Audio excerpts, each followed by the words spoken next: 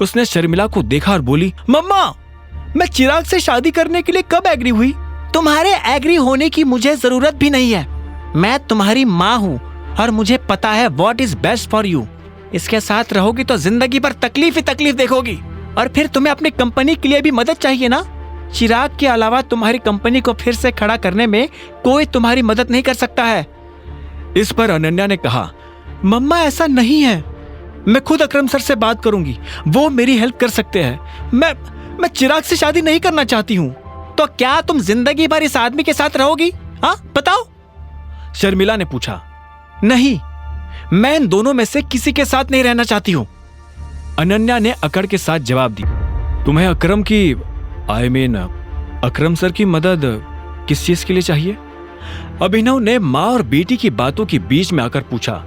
शर्मिला क्या कह रही थी उससे अभिनव को मतलब नहीं था, लेकिन अकरम का नाम सुनकर वो समझ गया था कि वो अनन्या की मदद कर सकता है। जैसे अभिनव ने इतना कहा तो अनन्या और शर्मिला अभिनव को देखने लगे, लेकिन दोनों ने उसे जवाब नहीं दिया। इतने में राजीव बोला, अनन्या को अपनी कंपनी को फिर से खड़ा करने के लिए कुछ पैसों की जरूरत है। इसके जितने भी शेयर होल्डर्स थे उन्होंने अपने हाथ पीछे खींच लिए हैं। अरे तुम क्यों ये सब इससे बताकर अपना टाइम वेस्ट कर रहे हो? इस प्रॉब्लम में ये क्या कर लेगा?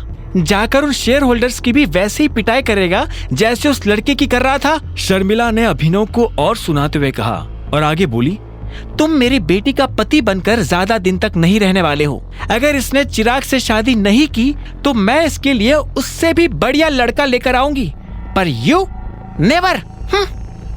इतना कहकर शर्मिला अपने कमरे में चली गई। राजू ने भी फोन उठाया और अंदर चला गया। उन दोनों के जाते ही अभिनव ने गहरी सांस ली और अनन्या की तरफ देखते हुए बोला, तुम्हें कितने पैसों की जरूरत है? एके लिमिटेड के साथ पार्टनरशिप की जा सकती है, लेकिन अकरम सर कभी इस चीज के लिए राजी नहीं होंगे क्योंकि इसमें उनका कोई फायदा नहीं है, अनन्या ने ठंडे सुर में कहा। उसकी नजर में अभिनव इस दुनिया का आखिरी इंसान था जिससे वो इस बारे में बात करना चाहती हो। अभिनव ने धीरे से कहा, ठीक है, मैं तुम्हारी मदद करूंगा। अनन्या ने यह सुनते उसे ध्यान से देखा और बोली, तुमसे एक चीज शेयर करूं? I hate you. और आज जो तुम करके आए हो ना, उसके बाद तो I hate you a lot. अगर तुम ये सोच रहे हो कि ये मदद नाम का लॉलीपॉप मेरे हाथ में पकड़ाकर तुम मेरी नजर में सही साबित हो जाओगे तो तुम गलत हो। तुम अपने पैसों से एक सूट तो खरीद नहीं सकते, मेरी क्या मदद करोगे? फिर भी if you want to help me then please get out of my life right now. Ananya मेरी बात तो सुनो, अगर एक बार और मेरा नाम लिया तो मैं पुलिस बुला लूंगी। इतना कहकर अनन्या ने गुस्से में अपना फोन उठाया और अपने कमरे की तरफ बढ़ने लगी। अभिनव को समझ नहीं आ रहा था कि वो कैसे अनन्या को समझाए। उसने गहरी सांस ली और हिम्मत करके उसके पीछे जाने लगा।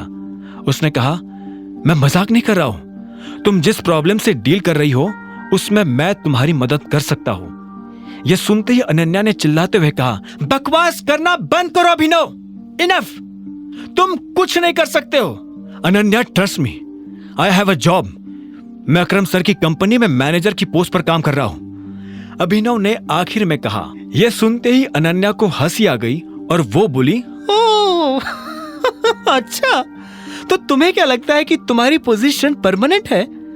हो सकता है कि आज अकरम सर तुम्हारे ऊपर तरस खा रहे हो, लेकिन कल वो तुम्हें लात मारकर बाहर भी कर सकते हैं। तुम और तुम्हारे जैसे हजारों लोग उसके लिए कुछ भी नहीं है, समझे? इतना लताड़ने के बाद अनन्या अपने कमरे में गई और दरवाजा बंद कर दिया। अभिनव फिर से उसके कमरे के बाहर खड़ा का खड़ा रह गया था। तभी उसके फोन पर एक मैसेज आया। अभिनव ने फोन खोलकर देखा तो पाया ये मैसेज उसके क्लासमेट हरीश का था, वही हरीश जो उसके साथ डिलीवरी कंपनी में जॉब करता था। उस मैसेज में लिखा था, कल शाम को रीयूनियन है, दिए हुए पते पर टाइम से पहुंच जाना। अभिनव जब कॉलेज में पढ़ता था तो सब उसकी गरीबी का मजाक उड़ाते थे। इतने में उसका फोन बज उठा। उसने देखा कि अकरम का फोन था।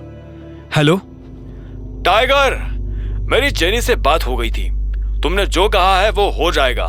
साथ ही तुम्हारा जो वीडियो इंटरनेट पर वायरल हो रहा है, मैंने उससे हटवाने के लिए बात कर ली है। अभी थोड़ी देर में वीडियो सभी जगह से गायब हो जाएगा। Thank you Akram.